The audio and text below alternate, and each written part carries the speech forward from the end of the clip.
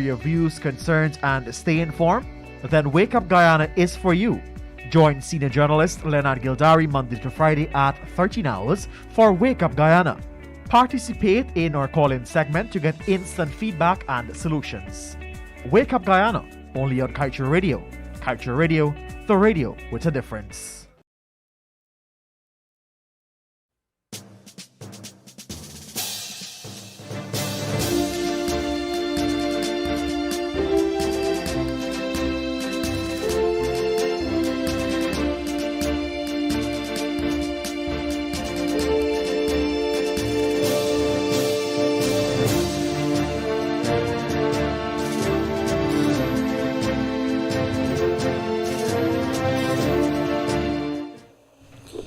Yes, good afternoon. Welcome once again to the Wake Up Guyana show. I'm your host, Leonard Gildarie, and you're tuned in, locked in to 99.1, 99.5 FM. You could also get us on Facebook, Kaieteur Radio, or on YouTube, Kaieteur Radio live stream. So it is September the 16th, 2020. It's Wednesday, it's midweek. But there's lots happening this morning. A truck tragedy on the East Bank of Demerara there. Truck filled with lumber overturned, we understand, and I hoping that the story that we're getting is not true, that the driver was killed. I think he was in the course of his duty there. The truck overturned. It was horrendous. That accident there led for backup in traffic for miles, and I was caught in that traffic there for over an hour. But that pales in comparison to the fact that we lost a life this morning on the roadway, backed up. That's in front of the DDL, the DSL area there in Diamond. If you're coming out on the road there, I think it's still, there's going to be some disruption there. It's not going to be cleared in a little while. They're gonna have to unpack all of that. So this is all happening on these bank. It's day 3 also of the budget debate, and so what I would want to say to you is that that is continuing. I think it's going to head into next week, and we're going to wait for the passage of the emergency budget so we could get on with our business. 3 months left in the year after this. It's 3.5 months thereabouts right now to the end of 2020. It has been a very rollicking ride, something that we want to forget in a very big hurry. I will also want to say happy birthday to my work colleague there, one of our editors or one of our senior people within Kaieteur News, Ruel Johnson. I think he's celebrating his birthday today, and I know that he's not too happy. His pocket is going to be a little lighter today because he's going to have to buy some things there. So Ruel, a good day to you, my brother, and we look forward after the show here to partaking in your little gifts there. So in the meantime, I want to say there's a couple of things that you guys would have raised with us yesterday. One, when will the increase in pension be paid? That's one. And two, somebody complained about what's happening along the riverbank area, on the East Bank and the farm area there. Complain about drug selling, curfew breaking, a lot of crimes, criminal activities there, gambling and so on. I'm going to tell you that about that in a very short while. However, in the meantime, I have a surprise guest in the news in the studio here today, and he has come all the way from Venezuela. Guyanese, born in Guyana, I understand, but he's going to correct me wherever I go wrong. Ended up in Venezuela. He's back here because your heart is always in the homeland.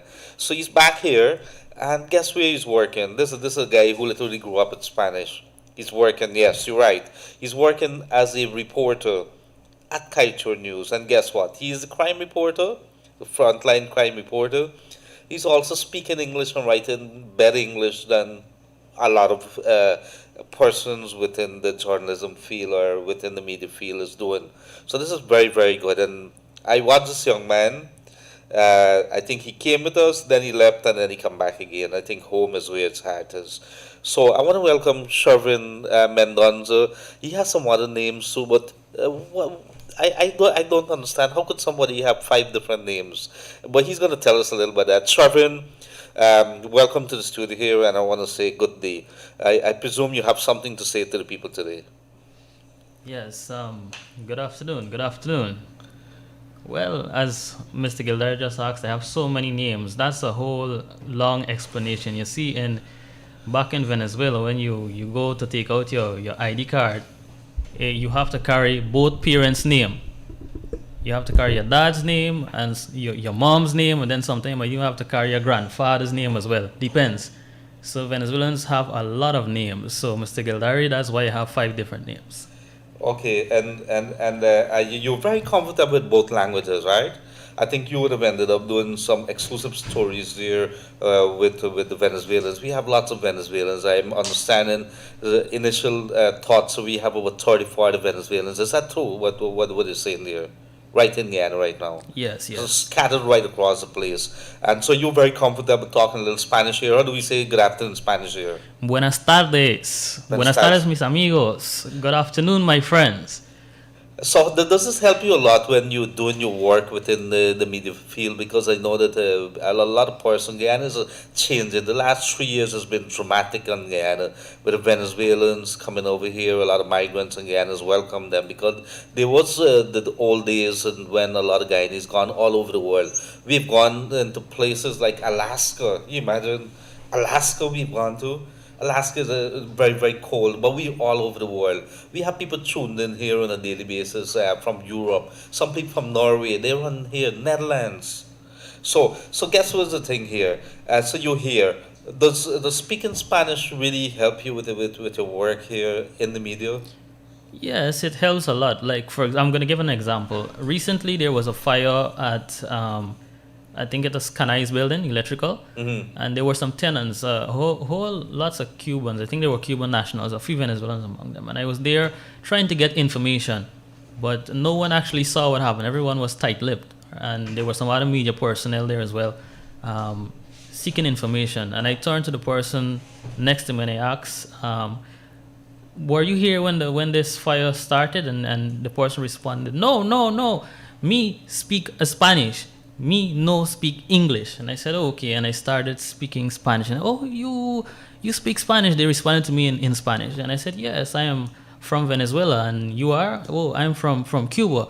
So what really happened? Okay, I will tell you what happened. We were downstairs and they started giving me that information. So what it gives me a boost, because now we can not only meet the Guyanese but also the refugees and the foreigners that are here presently. We can get stories from them as well, not only from Guyanese, but we're opening the field to get stories from every single one. No one is left out. And I guess if we have a French person as well, we might even be able to speak with the Haitians. So, is there a whole lot of other life to Guyana that we probably might not be aware of? That there's a whole, with this entire. You see, when you go to places, I lived in St. Martin for a little while, and St. Martin is such a mixture in a small place which is 37 square miles that is divided into two countries. The French has one part and the Dutch has another part, and it's located right next door to St. Kitts. But it's an amazing place and I always found it a little uncomfortable because I couldn't speak too many languages. I have a little understanding of the Spanish and so on. But you have the Dutch. You have the Dutch people living there. You have Spanish from Santo Domingo. You have the Jamaicans here. I think they would speak something what you call papiamento. And that's a mixture of between the Dutch and Spanish. And so you could speak Spanish, and if you speak Spanish, you will have an understanding of the Papimento because it's a mixture kind of. And if you speak Spanish also, I think the Portuguese language is almost very similar in some ways. So there's some words that they use there. So it was always amazing to see what was happening there with the Haitians also. There are a lot of Haitians working there, living there, and they're very hardworking folks. But to come back to the point, I think what I've seen here over the last 3 years has been almost something that I saw there, and here's a prediction. I think in the next couple of years, especially with this oil, what is happening, this whole economy is expected to go in a different direction. While everybody, this pandemic has everybody bad, Guyana is still doing reasonably well.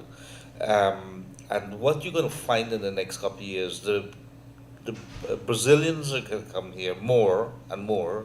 The Venezuelans are going to continue coming here, and in a couple of years, you're not going to recognize this place because there are a lot of people keeping it very, very quiet. A lot of them doing good business of renting the places. A lot of people converting the properties right now very quietly, especially along the East Bank Demerara. The Grove Diamond area has been because of what's happening. And very quietly they've started living along the Sea Dam areas. Now, a very unhealthy situation. But they have almost like a city there without all the lights and everything. But the people have like got generators and everything. It's very comfortable here. I'm not sure if they're getting water. I'm scared to go back there. But I have to go back because, as a journalist, you have to be able to learn some things. But I bring that to you because I want to make the point that we change in here dramatically over what we would have seen a couple of years. We custom our Guyanese people. Now it's no longer Guyanese. A lot of different people here. And I presume coming back here into your country because of the hardships in Venezuela. How did you adjust? Well, here is actually home. You see, I grew up in a home where there's both cultures. You have the Venezuelan culture and you have Guyanese culture. So it wasn't difficult for me to adapt. It's very quick. And in Venezuela, I presume they are more metropolitan, a little faster in the way that they do things here, a little more in terms of the systems. And so when you come back here, was it easy to adjust in terms of, we have a lot of complaints here that a lot of systems doesn't work. And so did it get you mad that some of these things were out of whack from what you would have known? Not really, but it's true because in Venezuela it's more fast-paced life. You have trains. Everything is. If you go to take out your a legal document, let's say an ID card, you get it back within minutes. Here you'll have to wait some days. So I guess it has to do with technology. But I thank you. I know, Sharvin, I know that you're very, very busy, lots of stories to be told. And I know we want to see those stories coming from, especially what is happening with the Venezuelan situation and so here. We have opened the doors, and which is a good thing. It's a humane thing to do. I think it's in keeping with the fact that also we would have gone to several other places, welcome with open arms. We built lives here. Everybody in Guyana could probably tell you, but somebody that they know, or maybe family member living there, who would have been welcome, whether it's in Trinidad, Barbados, Antigua, wherever in the part of the world, Guyanese are going to be there. And so I'm glad that we have you on board, and maybe you would want to say something in Spanish to the folks and maybe translate it. I have absolutely no idea what you're talking about. Okay. Well, for now I'm gonna say ciao. Ciao. It's a short word, but it means a lot of things. You see, let me explain something. In Venezuela, you have different words, or in Spanish language, you have different words for different things. For example, if I say ciao, that means I'm gonna see you again. So, to the audience, you guys will see. I'm saying bye, but you're gonna see me again. But if I say adios, that means I'm going for a very long trip. So it will take a while before you see me again. So it means that I'm going to a next country, or I might be away for, let's say, 10, 15 years, and we won't be able to see each other again. So be careful how you say adios to people, and how you say ciao to people. So I have to get a particular tone and say adios, or say adios. Adios. Adios. Goodbye. I'm not going to see you again. Yes. Goodbye. Okay. Well, I'm going to say ciao for now. I hope I'm saying it right. Yes. Ciao. Ciao. Okay, good. I'm practiced. You guys forgive me if I've blundered here. I've murdered that piece of word. So thank you very much, Shervin Mendonça, and he is our crime reporter down at Kaieteur. So we have it. We have a society which is slowly changing, and I wanted to share that with you because I was there. I've been back at work and been looking at Shervin's performance and so on, and obviously. I like to see people take the opportunities that they're given, whether you're Guyanese, you're from another place. Or so he's very much Guyanese. And although he's at this age, I should tell you something that should be embarrassing to him. His dad, big man like him, his dad still come pick him up at work in the evening. But that's a good thing. That's family. And his dad says, no, I have to take care of my son. And he's there. He's not ashamed of that. So it's good to have you on board, Shervin. And thank you for sharing with our good people there. Until talk to you again sometime, because we're not saying what was it that you said? Adios. We're not saying adios. We're saying ciao. Yes, he's not saying adios. He's saying ciao. So ciao, my brother. Ciao. Bye. So thank you, dear. We would have had our crime reporter there, Shervin Mendonça, and I thank you for that, for sharing with us, my brother. And he's working here at Kaieteur News. Comes up and, very hardworking gentleman. So let me tell you, there's a couple of things that's happening. There's that horrific accident on these banks with a snarled traffic, pushback traffic. Traffic is crawling. So if you're coming out, you're headed to that area there, you should hold up for a little while because the traffic is very is crawling in the diamond area there, and there's long backups as they're using one carriageway because one carriageway is blocked in front of the DSL, the western carriageway that is. So traffic is basically crawling, and the police are trying to struggle with the management of what is happening there.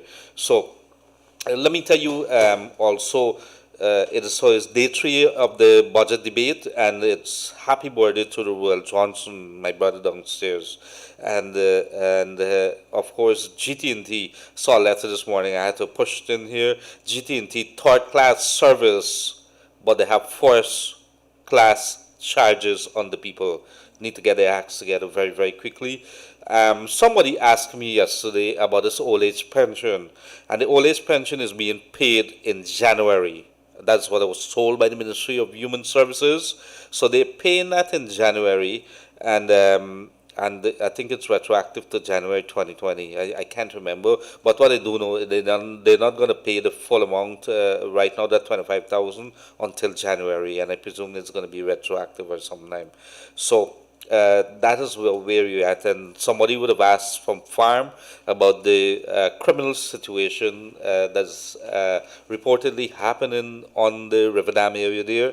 There's drugs, there's gambling, late night breaking of the curfew.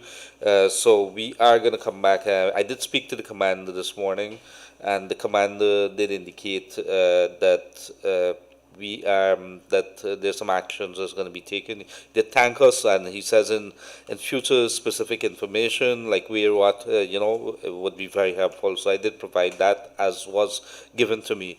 I am working right now. I think I was supposed to get NIS, but NIS has some celebrations right now. They have their anniversary celebrations. But what I'm doing, a lot of folks has been calling us here complaining with NIS, and I really want to get those complaints, those individual complaints, to NIS. And we are asking them for a number so we could pass, maybe if you text me with whatever you have, so we could pass those complaints or those queries onto that number, and they could follow it up with the persons, because there's so many. There's actually hundreds and hundreds of them. So what we want to do is not just have it stop here and then I do it individually. I won't have the time to do that.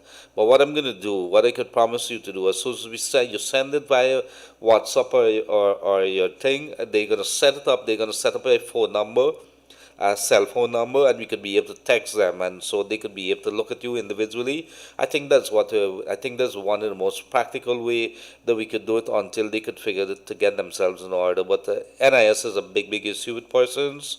The way you call it, with regards to the old age pension also is a big issue. There's another big issue before I head to the front page of the Kaieteur News today.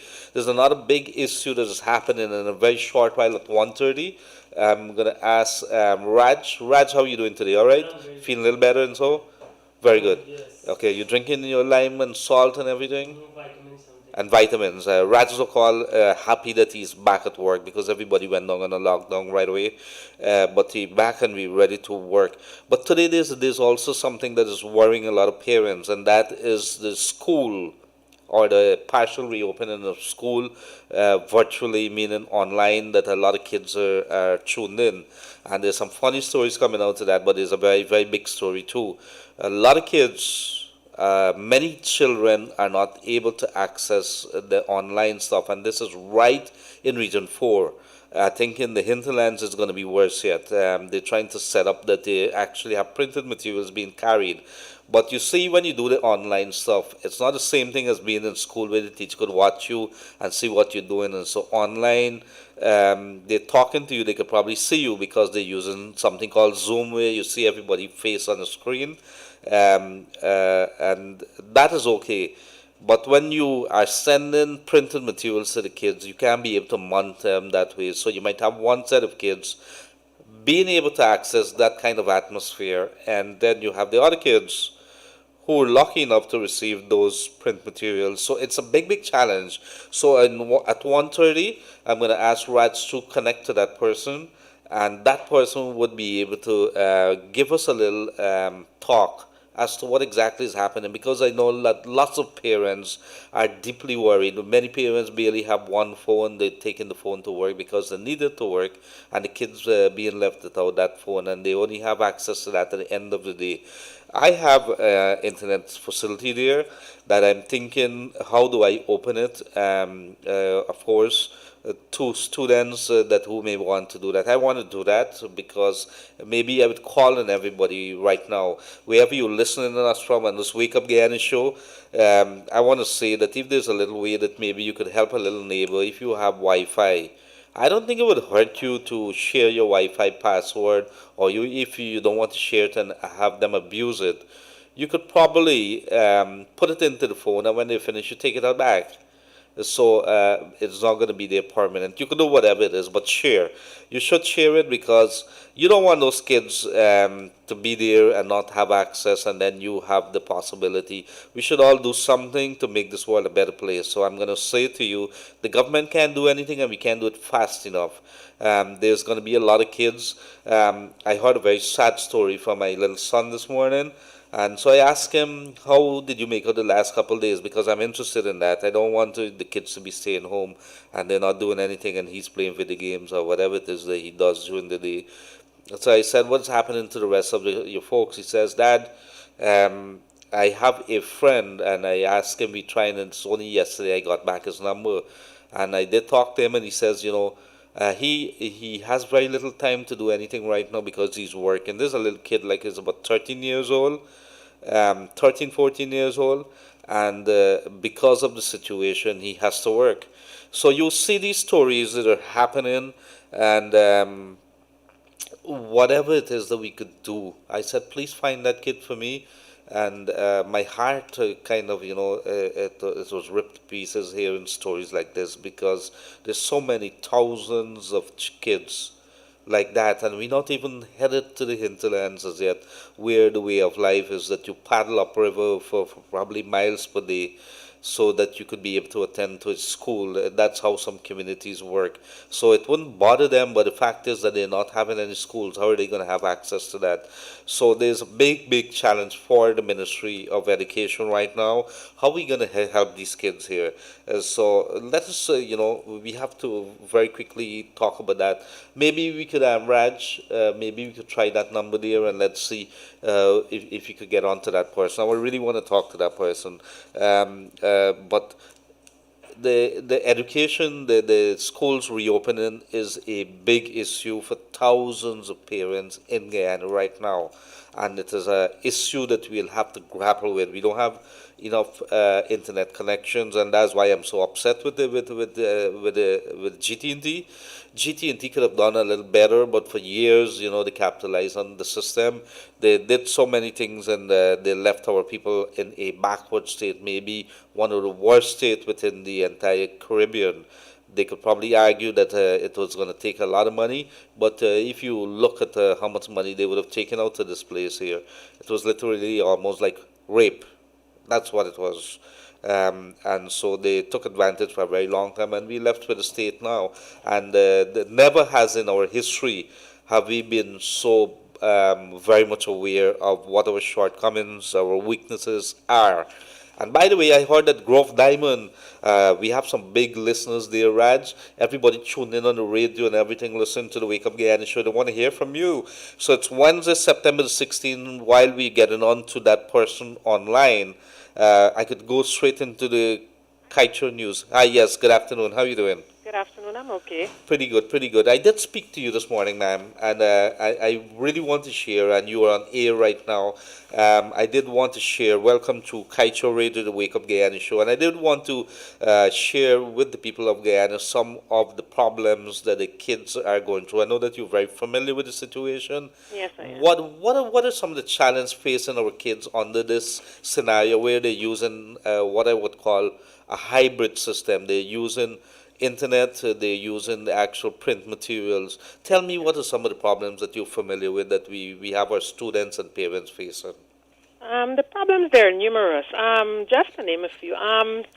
If we start with the internet access, the thing is, we are living in the society where not everyone has access to the internet. For example, you have some kids, when you send the work to them, they have to go to their neighbors, use their neighbors' internet just to be able to access the information. Many of them are left out from the Zoom classes because there's no internet access. You have some persons, on the other hand, they have the internet access, but the device that they're using, for example, the cell phone, they're at work with the device, so the kids do not have access to those classes. You also have some parents would have been complaining that they have one or two devices. They have probably about 2, 3, 4 kids. When the work comes in, they have to be doing multi-grade teaching, balancing all the work at a particular time, and it's very difficult for them, very, very difficult. And it's also taxing on them too, because obviously they were not trained to do multi-grade teaching. Mm-hmm. That's something you would have been taught at the Teachers Training College, right? And you have teachers who are faced with some challenges, some bit of challenges. Many of them don't have internet access, so they have to be purchasing data, as we call it, on their cell phones, right? Uh-huh. Are they getting back that money from the Ministry of Education, or that comes out of their pockets? No, they're not. That's something that comes out of their pocket. Wow. And I presume because of their understanding what's important of this. Yes, that's the reason they're doing it. Wow. They're just trying to meet the needs of the children. Let's come back to those kids. How many kids or how many students in the class would you say on a particular class that you might be familiar with? Would you say, actually, in terms of percentage? Setting from grades 3 to 6, you have 25 persons in the classroom. Mm-hmm. Currently, that's what we're working with. And overall, you may have 15 out of those 25 persons accessing the social media platform. So you're talking there maybe about 35% of the kids don't have access to internet? Yes. And this is on the course here? Yes, it is. Is that reflective of what you've been hearing? Because obviously you would be networking and talking to other persons. Is that the case in other areas, other places? In Georgetown, it may be better. You may have more persons accessing the internet in Georgetown. On the coast, I have friends teaching on the coast. It's worse. You have some classes with 20 children. You only have about 9 parents on board. Mm-hmm. Yeah, based on the area, the location, it's worse or better. It gets worse or better. And this thing started on Monday. I know that my little son was there in his room, and you can't go into his room. He's banned you from the room. But what I also know is that I was hearing reports that maybe some parents have not even checked in with the school as yet. Do we have a big incidence of that? No, it's not big, but there are some parents that have not even checked because they do promotion with the students. The students were promoted, and the parents were expected to go into the school to uplift textbooks and to at least make contact with the teachers. The teachers would have collected the students, the parents' numbers so that they can get in contact with them, or they can also get in contact with the teacher. Most of the schools, they had to form WhatsApp groups. So the telephone number is one of the most important things that we were there to collect while we were distributing the booklets so that we can make contact with those parents. Why doesn't the school, wouldn't it be a good idea if the school used some of their facilities? Maybe the teachers be present at the school and they use a Wi-Fi there to be able to transmit it instead of having the teachers operating from their data. Yes, that is true. But to be honest with you, there are schools that don't even have Wi-Fi. And right on the coastlines here too? Yes. Wow. I don't know. So how do we fix this problem? Any idea? Or is it just something that we'd have to continue to grapple with? We can take it step by step. The thing is, persons are calling for the ministry to distribute devices for the children. The device is not a problem. You're going to receive a device and there's no internet. Let's say persons let's say the students have internet access. So you go and let's say that you have some persons go to school if they don't have the internet access at home. You have some persons going to the school to just to sit there to get the work. They have the access to the internet, no device. Right? So it would work both ways. Sometimes you have the internet access, no device. You don't have the device, and you have the internet. You don't have the internet access. Are you feeling that your hands are tied behind your back, and that are you feeling kind of helpless? To some extent, because it's sad that you have to be teaching students and others are just left out. It just brings to the forefront the inequality in the education system. I mean, we're not all fortunate to have it all, right? What about those parents that would have lost their jobs? They don't have money. We're still waiting on the ministry to distribute the worksheet that they promised. At least you can reach out to those parents in that way. That's a form of reaching out to those parents, but we haven't received any worksheet. The ministry has promised by next week we're going to receive those worksheets. But that's just distributing worksheets.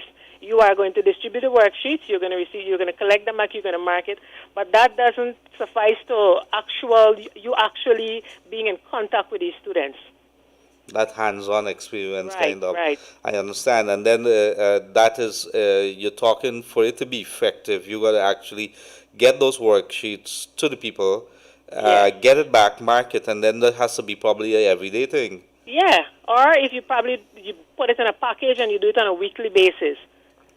Yep, and that would also mean that student is not going to have any kind of interaction with the teacher. Exactly. And you doing that on a weekly basis, students need feedback timely feedback when they're doing their work. I mean, you're going to do the work a week before. There are some things you're going to forget. Right? So you need timely feedback. I'm a little alarmed at this, and obviously we knew what was coming because we knew what were some of the challenges that we were facing. Very little internet coverage or internet coverage across the country, and of course I think nobody really catered for this pandemic and the way that it is really. No, they did not. Right. So I think it's good though. I think the plus side of it is that we really we know the challenges, and it's something that we're working to get fixed. Yes, we definitely have to work together. But I want to say thank you very much. A stakeholder there within the education system, and would have been share with us. Obviously, I'm not at liberty to identify the lady, but I want to say thank you very much, and obviously we do appreciate some of your forthrightness in this very sensitive matter. Thank you for having me. Yes, God bless. So, in the meantime, while we say goodbye to that person from the education system, must tell you that we are going to continue following the story here. Many kids still would be slipping through the cracks because they don't have access to internet and therefore would not be able to get taught by the teachers. What we have there is an alternative that they're going to send some lessons, some work papers to those students, but they're not going to be able to benefit like being online and talking to the teachers to have those kind of classes. So really, what that person would have said there, this entire situation has brought out our weaknesses, an entire situation that is not so very good. I don't feel so very good about it. Every day that our student loses a day in school, it's another day added on to their life that they probably have to either get it back or not get it at all, or ever again not get it. So this is something that we'd have to continue. And as a country, we should do much, much better there. We're a rich country. Like I always said before, there's lots of oil out there. We should not be having this problem. We should be, right away, we go to Parliament or we do something and pass the emergency thing. We need, let's go to whichever companies in Guyana, and we need 40,000 laptops or whatever it is right now, and we have the money for it. And we do have the money. It's in our oil. It's on our backyards, but we need to get those money. And so let's go quickly to the front page of the Kaieteur News because I want to open up the lines and I want to make sure that we have our people talk to us today as usual on the Wake Up Guyana show. We want to wake you up here. And I want to say good day to Diamond all the way from Canada also. We have a teacher, somebody who's teaching in Canada. I want to say thank you very much. And you know, I want to hear from you guys talking about some of the ideas that you may have, how we could fix the system with our education, because while Parliament is arguing about a budget which is going to pass in any case, it's all everybody's flexing muscles there. Somebody did say, why is it that you're arguing the your budget debating and you're grandstanding and it's going to be passed? Let's get it over with, put the budget in place and so on. But it's part of the democratic system that we have here. They should, instead of raising the points about something else, I think what a couple of the politicians believe it's there to see whether who could make the nicest points, which is going to make rats look bad on the opposite side of the benches here. So at the front page of the Kaieteur News, it's September the 16th, 2020, and this is what the Kaieteur News, your favorite newspaper, is saying. APNU FC purchased animal anesthetic machine to use on humans. Are we serious, Raj? So you buy a machine that is supposed to be used on animals to use and thing. Where was the thing? This happened in Region 6 in the New Amsterdam. Guess who was there? There was the REO, the regional executive officer, there was the regional health officer. If they did this and allowed us to pass, somebody should go to jail for this or be charged or investigated for this, because it's money that's being spent by the people of Guyana. And so I think these people take the eyes and pass us, man. Whenever I see something like this, I keep thinking how very angry we should be. And why are you guys not upset? But we could block the roads and we could beat people up, and we don't find time to be very upset about things like this. Should be very angry when the grandmother goes there and they got to go through something. They take a machine that is supposed to put animals to sleep, and they put your grandmother to sleep. That is the madness that happens here. So that the main headline, findings of PIR plan review will be made public. This is Minister Vikram Bharat. This is very good. We should be able to see how you arrive at those decisions. Why did we grant them the license? And if we granted an oil company those licenses, what were the factors that you took into consideration when you were granted them, or what did you consider in the granting of those licenses? So this is very important. When you see our politicians talking like this, it is very good language. That is not saying we can't give it to you because there's some secrecy or it is sanctified. I don't like you use the word sanctimonious or sanctified. However, when you say that our agreement with somebody that is taking out our gold from our backyard or our oil, that it's, it's secret. I don't like that word secret. Why should it be secret? Raj, don't you like to know how your money is being spent? If you have a wife or somebody, you want to know, or you go home and you don't see any grocery in the kitchen, and you say, but wait a minute, I just gave you money last week. What happened? Or you worked last week, what happened? Did you give away the money? What's happening? So you need to be able to ask what is happening there. So resource costs will not be taken lightly. We learn from the experience of others, and this is coming from Vikram Bharat again. Mr. Bharat is talking a lot, and so he's saying the right things. Let's see what happens. We want to see our officials talk about things that should affect us and should put us in a better position. Minister Juan Edgel says, dismiss civil aviation lawyer, absent 5 months of work, let go for non-performance. And this is something that I don't understand. If you're working on a contractual basis, there should be some verifiable records that is in place there to show what you would have done for the past week every day. In fact, we sit down here in our meetings every single day, led by Mr. Glenn Lal and our editors. And when you sit down there, nobody slips through the crack, because the reporters have to come up with what they have and present it as part of the quota for the day. I don't like to use the word quota, but they have to show something that you're part of the crowd and then you would have been given something. You cannot be sitting there receiving money and then you're absent for 5 months of work. Had I been doing that, I guess Glenn would say, Gildarie, come, pick up your paycheck and go. That's the end of you.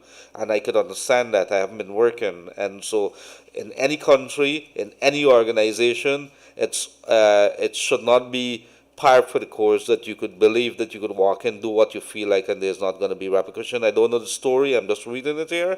Based on what I'm reading, that's the conclusion that I came to.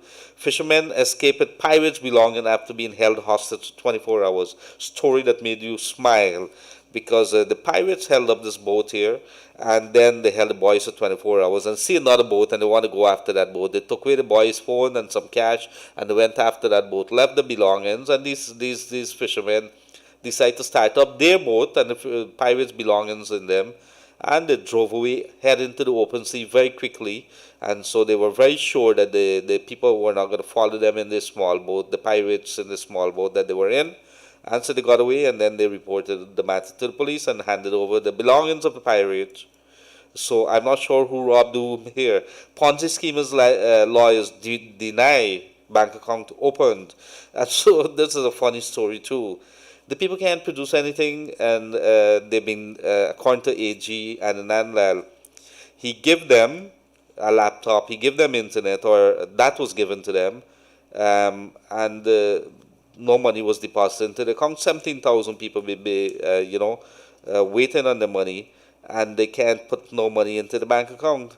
And so in the meantime, they remain in jail, and there's no bail coming to them, and 17,000 plus persons left in limbo. What are we doing here?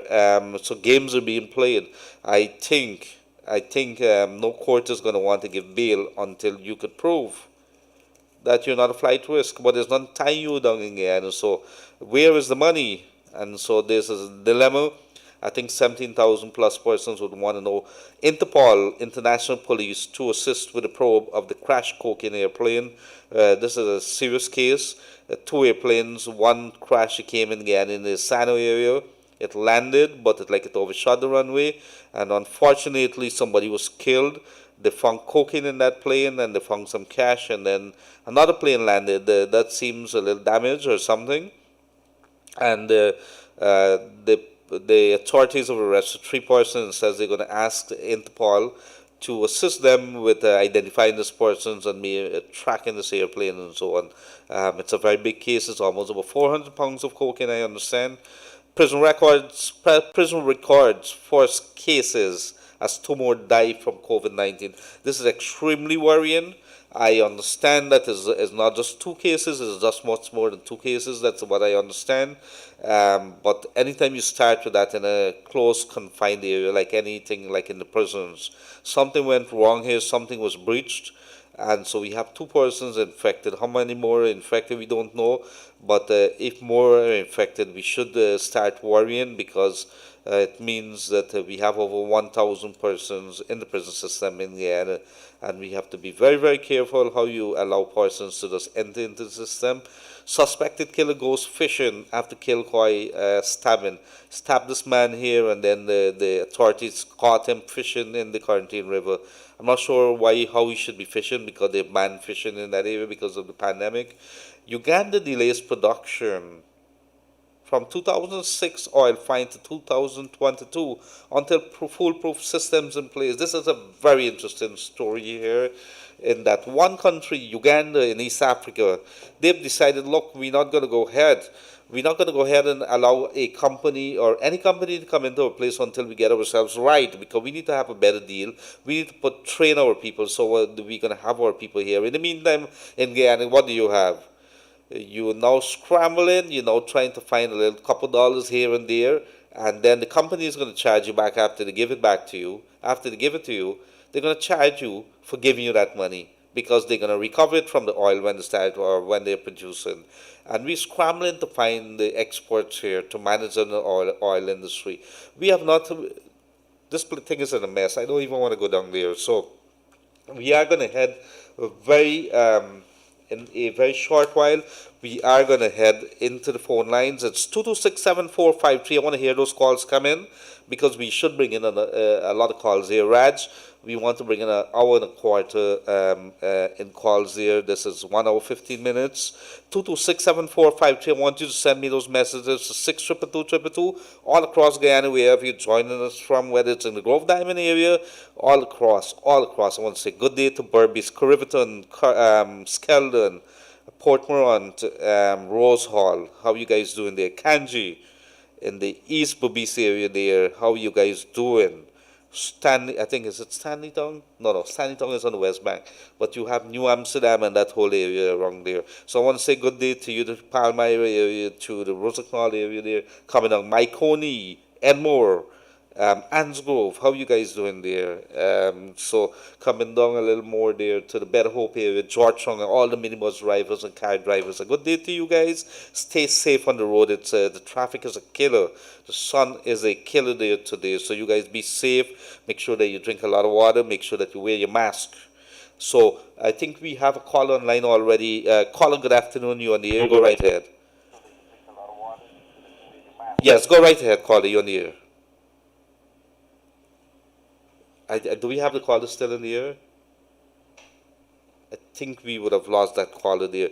So, want to say good day to the folks down in Canada. How's Sati Dripal doing? Karen Smith, Manwati Jean Ram. And of course, we have so many others. And Barkley is normal. Soren N. Corinne Prasad, how you guys doing? Veena Hari Prasad, RNJJ has always been here with us. And Bod Suknandan, Sam Basu, everybody is here tuned in on Kaieteur Facebook, and of course they're also on YouTube, Kaieteur Radio live stream. And you tune in to us on Kaieteur Radio 99.1 and 99.5 if you want to catch us in Berbice. So let me see if there's a couple of, okay. I have two kids and it's really difficult because the teachers are sending work each day. I have to write it out in the exercise book because I don't have a printing machine and it takes time. I think it would be easy if each child should be given a laptop, a tablet or a device. And who can afford, like me, I have a smartphone, but I can't afford two tablets right now. I'd be very grateful if someone could donate two tablets. And this person is asking, and I kind of like that. If anybody is out there and they want to donate two tablets there, we have this lady here is asking for her kids. I'm going to write it down here. And so maybe you guys could contact me and we could see whether we could do some help for this lady with the thing. But I know that there's also thousands of other students who is begging, who is without any kind of help at the moment. And so if maybe somebody overseas and you want to be kind, maybe you have some money and you could maybe send us maybe with 100 laptops. We could probably find some kids. Or if not the laptops, we have those, the tablets or so that we could probably use with them.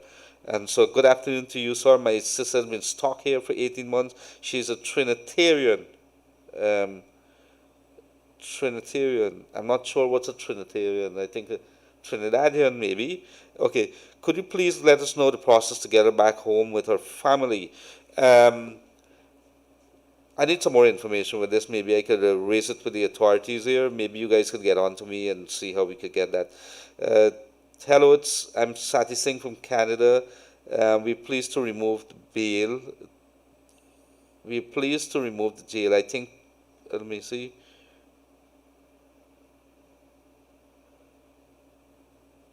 I'm not sure what this person is saying here, but forgive me for that. I can't make head or tails. In the meantime, do we have another caller there online? Yes. Good afternoon, caller. You on the air? Yes. Good afternoon, caller. You on the air? We lost that?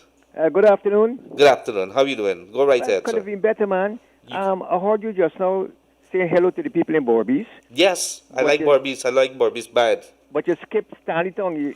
We have a Stanleytown here also, right? I think there's one on the West Bank, so they have one, yes. There's one, and that's on the West Berbice area. We have a kitty also. A kitty? Yeah. I know there's a grove somewhere up the East Coast. There's one called Katrina's Lost. I think you see some names that is very, very funny up there. So you're not wrong. No, that's okay. Go right ahead, sir. Yes. A lot of advantage taken from people, you know.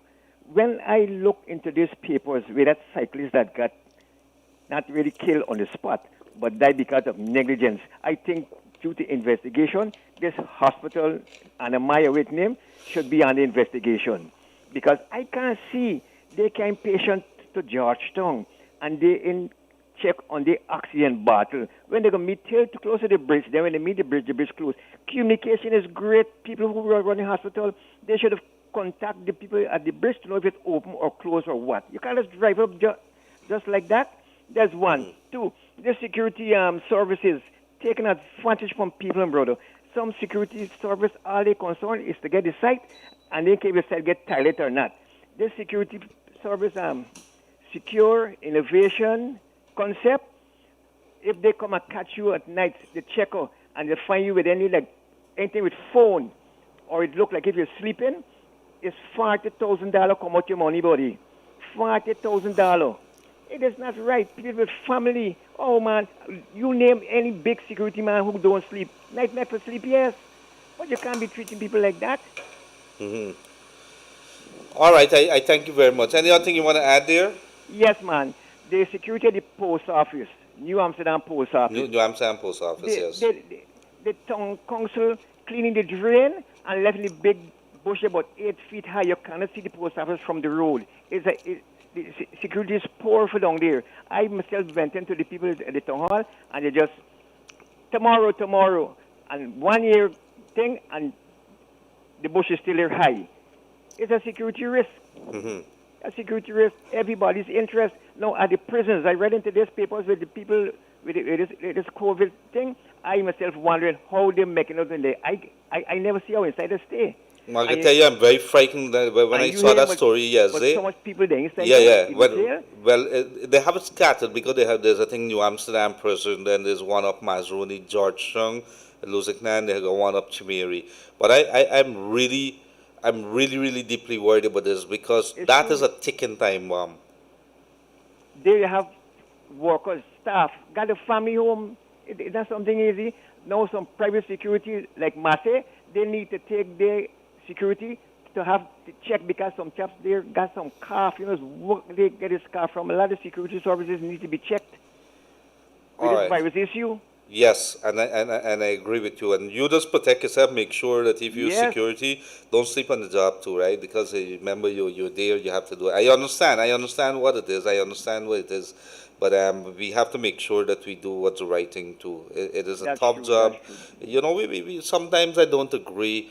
And a good day to you, Mr. Glendale. I don't agree all times with what my boss says, but I try to toe the line because there are rules and regulations that we have to operate under. And the funny thing is, if you go abroad, you'd see people jumping on a couple of trains and a couple of buses to get where they're going. And you dare not be late because they dock it out to your salary, and you continue being late, you end up losing your job too. It goes against the record. So, we have to be let's start building this country. We have to have discipline. One more thing. The commander at B Division, if you see the small office, you see a lot of fancy office all about the place. Since I was small, by this office until now is the same. All they got 2 big square feet or something. If the breeze blows a little too hard, commander, be careful, save yourself. And Sisters Post Office, oh my God. This is in central New Amsterdam? Yeah. I thought they built a new building there. No, but it's not the new one. The one of the opposites, we have the commander himself. This way his office is housed. And you have the traffic department and so on upon that. But they need something. And then the post office, you have Sisters. Since they're small, by 6 or something years old, the place was never washed. So you could imagine. They get the police station next to them, clean and new. What happened to the post office, man? Yeah, because we don't have people, I used to work in an office, and when I get there, I used to mop out the floor. I used to do so many things. Why? I couldn't understand that I'm not going to wait for the cleaner or anything. I'm getting in there. I need the place thing. So I start working. I start doing everything myself. It takes us, for us to be able to see the change that we want. We have to change within ourselves too. I agree with you. I give you a star. No, we have to, my brother. We have to. There's the only way we're going to make it. Don't depend on the politician. The politicians are going to do what they have to do. We have to do what we have to do. I drive through my street this morning and I had a quarrel with 2 people. They're mixing cement on the road, and we just fixed that road there. I think the previous government would have fixed it. And we made sure that the people mixing cement on the damn road, you could see the mud and everything. I mean, I don't understand. I don't understand at all. We have to be disciplined. True. Thank you, Thank my you. brother. God Thank you. bless you. Give somebody else a chance. Yes. So all the way from Burbies there. I want to say good day. I missed Stanley Tong, and the person did tell me that there's a kitty up there too. And of course, I want to say good day to the commander up in Burbies. How you guys doing there? I'm sad to hear that your conditions are not so good. We should have our office holders at least seated comfortably, that they could be able to do the job. It's a very tough thing. When you don't do it, they curse you. When you do it, they curse you. So it's a job. It's like the reporter's job. If Raj does his job or not, he's still getting cussed. Right, Raj? Everybody cussing you, right? Same thing with Gildarie. Everybody cussing Gildarie. So I understand somebody here was very kind to explain what's a Trinitarian. My apologies, it is the first time I heard about it. As a person who believes in the doctrine of the Trinity, and I presume that's something Christian. And so, if that person is stuck here, maybe if you guys could get hold of me, or maybe get hold of the Ministry of the Guyana Civil Aviation Authority, they could be able to give you some ideas whether there's any kind of arrangements have been made with regards to flights out of Guyana. You'd have to tell me the country and so on. Maybe they could be told to the civil aviation, because they have, I think, as a whole department that's looking after that now. There has to be some application, and maybe there's something that could be done there. So I hope that answers it. Pension, that $25,000 pension, it's payable in January next year. And so, and it is day three of the budget debate. Many things are coming out of it. I want to say good day to Mr. Glenlal, wherever you are, sir.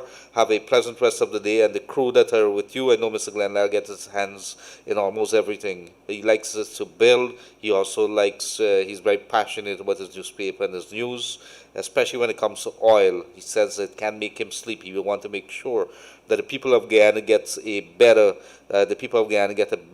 deal, that they should be able to live like millionaires. He said millionaires. And so, you don't have to worry. Instead of asking for $25,000, ask for $1,000,000. Why not? We could aim for the sky. So let's get right back into it and see what it is that we have in some of the messages coming from our people today here. And good day, sir. I have 2 kids and I have nothing to get the schoolwork, and very hard. We're waiting on the worksheet, but I don't know how that will be. I will really need a device or something to support my kids. I did made an appeal there. If anybody, they have any kind of possibility, I'm going to see what I could do from here.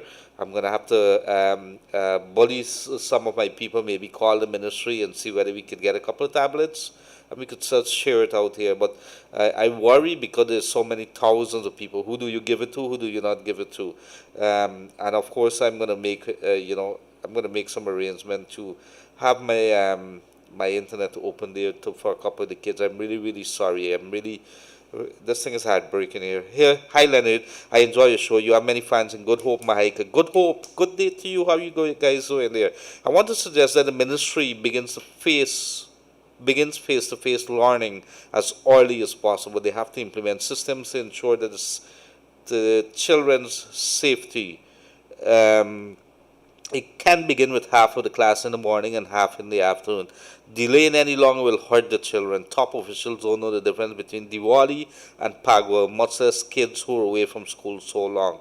I agree with you. I'm also very fearful of having contacts or so. Imagine Gildarie, who's been preaching about COVID-19, and so I tested positive, because there's certain things that you will have to get in contact with people, and you never know. You just allow your card to slip there, and you could be able to get it. And imagine the little kids. I'm really sorry. I might have lived my life for a little while, and I would have done what I have to do. I don't want to see any of the kids. I would hate to hear it, that we reopen school and the kids are infected, because kids are very touchy-feely kind of people. And they're gonna come and they like to hug up and so on. So they like to hug up. They like to play cricket, and you can't stop it. You turn your back for 1 second, and the kid are gonna do whatever they gotta do. So it's something that we gotta think very carefully about. And I hear what the lady is saying there. And a good day to the Good Hope Mahika folks. Let me see what else they have there. Good afternoon, Mr. Gildarie. I don't know if your program can help me on this matter. On the 24th of August. On the 24th of August last, somebody hacked into my Superbet account, stole $111,000. I made, what is a Superbet account? I don't know that, but it stole $111,000. I made a report to Gildarie on the 24th because Superbet says it's a police matter. The police the person name and not the account. But today the matter is not being investigated. Is there something or help on the matter? Thank you very much. I think you could, if you don't hear anything, go to the commander in the area. This is what I would suggest that you do. I don't know what's a Superbet account. I presume if you're playing Superbet, there's an account there. Maybe that's by logics. But talk to the commander if you're very unhappy with the rate of investigations here, and let's see, maybe you could be able to get something. Also, I applied for my pension since June and to date nothing. Checked last week and was told that there's no book. Could you please highlight this for me also? Thank you very much. I know that they're having a review and everybody's waiting on this parliament budget to pass here right now, and so they could be able to do the necessary. But in the meantime, the processing and everything, I think everything is going through. They say it's a little slow because everybody is staying home. A lot of people staying home because of the COVID-19, and it's basically halted everything, put everything on the back burner. Should not be, because a lot of people here who are depending on a month-to-month, on a day-to-day, on this little, I would call it a pittance, and it's unfortunate that our people should be subjected to something like this. We could do so much more better. And every day I'm going to tell you guys, there's a lot of money in the backyard. And the money is in the oil and in the gold and in the bauxite and in the timber and everything else. We only have to ask the government, make sure that you collect what is due to me. It belongs to me. That's what you have to do. And we have to continue pushing for it. We must do better as a people. We can do better. And so I thank you very much for that person there. Let me see, there's another one. Good afternoon. I am a resident of Fort Island. I'm Fort Island on the Essequibo River. I'm listening to your program every day, so it's interesting and you keep us up to date what's going on in our country. Sir, we're inviting you to visit our island. We have our own boat transportation. All you have to do is to contact this number. You can please share your number with me. I really look forward to your reply. Thank you very much, sincerely. And this is a community health worker from Fort Island. I'm going to make sure that I keep this number here. I'm not sure when I'm going to get the time for that. But I always wanted to go to Fort Island. I went to Leg One, never went to Wakenham. Can't remember, but I went to Leg One a couple of times, maybe 2 times or so. And that is coverage when I was covering the Ministry of Agriculture. I think it was Robert Prasad was there. And I did go there. I went on the Essequibo Coast a couple of times. I went to Linden. I went to so many places. Never went to the Kaieteur Falls, unfortunately. Have to go there, and of course I'd have to go to Fort Island, and this person has me excited there. When I find the time, sir or madam, I'm going to make sure that I come to Fort Island. Thank you very much to all the good folks down there. Thank you very much for tuning into the Kaieteur Radio. We coming to you live from 24 Saffron Street in Charleston. We're also coming to you on 99.1, where you can get us in Berbice and in Demerara, and 99.5 in Essequibo there. A good day to all the speedboat operators, whether you have a little snack at the corner there, to the police people in Perica there, and all the way in Hubu there. How you guys doing? Hope you're hearing us loud and clear. To the town council, to the RDC there in Region 2, Essequibo Coast, a good day to you folks. If you're seated in the minibus or your taxi or your hire car at the moment and you listen, you tuned into us, stay safe on the road. Make sure that you wear those masks. I want to make sure that we don't have any other cases of COVID or any deaths. This is not something I like. I want you guys to live and to enjoy what is coming to us, because we do have a lot coming to us. We should expect it. I have lots of expectations, and I'm going to make sure that you people enjoy the benefits of what belongs to us. No politician, nobody could stop us. No foreign company could come here and tell us that you can get a little more. We should get a little more. So go right back to the phone call there. Raj, do we have another call there? Go right ahead. Good afternoon, caller, you on the air. Hi, Leonard? Yes, it is. Go right ahead. You on the air. Hi, Leonard. Yes, ma'am. I got a little problem with I was looking at this man yesterday, and he was talking about Gavin Matthews. I think that they had charged him the other day for something. Now, how could he call the Prime Minister of Rubber Stamp, Agile, a house slave that's in charge of all the other slaves, which meaning the Negroes in the party. Don't use that word, but go right ahead. Well, in the party. And these people are educated people. All of these people that he's talking about, the Prime Minister, was the head of the army. Todd he's a lecturer at the university. So how could they call these people these names? They're just bringing down their own people, and that is wrong. Well, they had a parliamentarian, was yesterday or sometime. The parliamentarian says how to try to poison them. So yes. everybody was poisoned, both the both the coalition as well as the PPPC. So I don't understand. You hear some of the things, but everybody's still there today. So how they was poisoned? Well, everybody wants to score points, but they say there's a very old saying that says it's better for you to shut him out and let people think that you're dumb, or you open it and let everybody confirm it, right? No, but I think it's really disgraceful that because the Halloween that Black Lives Matter. Black Lives Matter, so why pull down your black brother? He's in a position now, if anything happens, you can go and ask, something happened to your community, whatever. But if you bring in these people down all the time, it's not right. Yes, we keep pulling, like I said before, I think last week I said that. Crabs in a barrel. Yes, and we failing to see who's the enemy here. I'm not saying that we should say that these people should go to jail or anything. That's not the kind of language we're saying.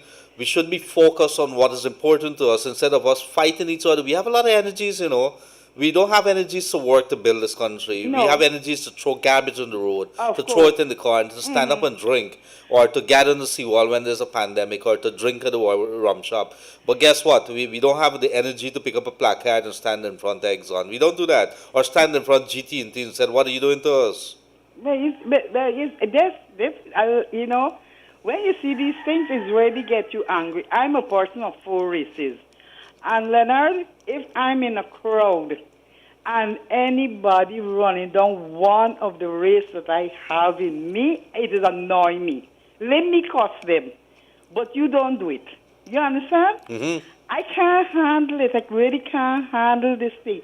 In another 2 generations or another 20 years, we would hardly have a one race in this country.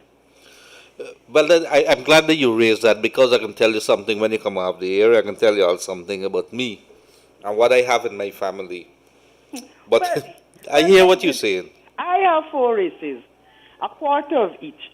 The only 2 races that I don't have in me is Amerindian and Chinese. And I adopt the Amerindian race because I have a half Amerindian son. And if anybody, you only talking about buck and so, I have to see me. So one time somebody even asked me, but Miss you got Amerindian, I said no, but I adopt the race. I like you that. Understand? Yes. So this race thing with these people cannot, and the thing is, they just make people get vexed with them and get angry with them, even if you don't want to be vexed with them, but they just get angry. When you hear people just, a whole set of garbage just coming out the mouth. I can't understand how they could call these people rubber stamp and slave master and all them stupidness. Well, the people are not very, very stupid, and when you listen to them, I always said it before. I've said it before, and I'm going to say it again. I would love to see a very strong opposition. I'd like to see mature approach. I think I told Glenn this last night. How lovely it would be if our opposition leader and our president could hold one head on this oil issue, but we don't do that. You're not seeing that in Parliament. You're not seeing that in Parliament. They're only talking about what they could have done. They had more time, right? There's just promises all the time, and everything. And I feel, to my feeling, I think this budget is a good budget, and I feel everybody got something to gain from this budget. But they're not seeing nothing. They see nothing when nobody can get, when nobody thing. And even the people just talk about this money. The money even passed in Parliament yet, and they expect to get it right away. Yeah, well, well, a lot of people are getting it very, very hard too. You know, I understand where they're coming from. They're anxious because imagine a lot of people, and this is why it's so very important. A lot of people haven't been paying their NIS and so over the years because they get this money, they're self-employed, and they keep it. And now that they get a little older, when you become senior citizen stage and you want some money there, you only could get this old age pension and you can't get the NIS because you're not you haven't been thing. But I hear what you're saying there, right? Thank you very much. I can talk about that because I was self-employed. I started to pay NIS, but somehow or the other, like I drop out. Yes, and you're paying the price for that now, right? I'm paying the price for it. No, I hear you. No, it is something I'm very fearful about that because I don't think people understand the dangers of it. And Remember, we that- don't have a safety net. We don't have like the America. If you over there that you know when you get old that they could. My mother-in-law, she is gonna retire in a very short while. And if she need maybe medications or so, they could probably send it to her home.